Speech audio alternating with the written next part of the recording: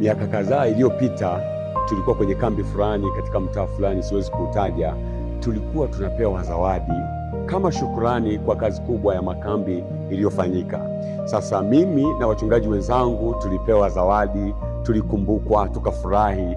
Lakini kulikuwa kuna rafiki yangu mmoja mchungaji tuliohudumu naye katika kambi lile, hakupewa zawadi, ni kama alisahauliwa. Na katika kusahauliwa kwake, tulikuwa pamoja naye jukwaani, akawa na huzuni, akakosa raha. Alikuwa na furaha lakini akakosa raha kabisa. Tukagundua hakuna kitendo kibaya kama kusahauliwa, maana unaposahauliwa baraka zako ni kama hazionekani. Unaposahauliwa ni kana kwamba wewe sio wa thamani. Lakini mpenzi mtazamaji, nataka nikuambie, baada ya muda kidogo alikumbukwa na yeye alipewa zawadi, tukawa na furaha wote.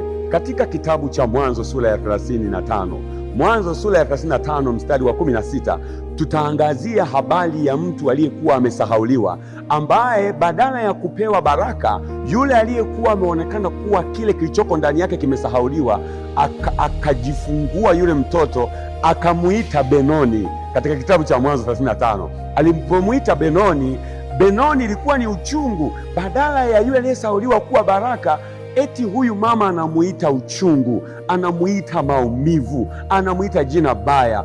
Kumbe kusahauliwa sio kuwa laana, kusahauliwa sio kukataliwa. Kusahauliwa kunatokea, ni tendo baya linatendwa, lakini nataka kukwambia mpenzi mtazamaji, Mungu anatukumbuka.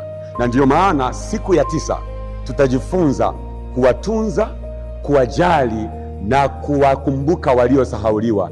Ili mimi na wewe tuweze kuonekana tu baraka, tunapaswa kuwatunza na kuwajali waliosahauliwa. Nikukaribishe sana katika siku 10 za maombi. Siku ya 9 tutajifunza kwa upana zaidi, na Bwana akubariki.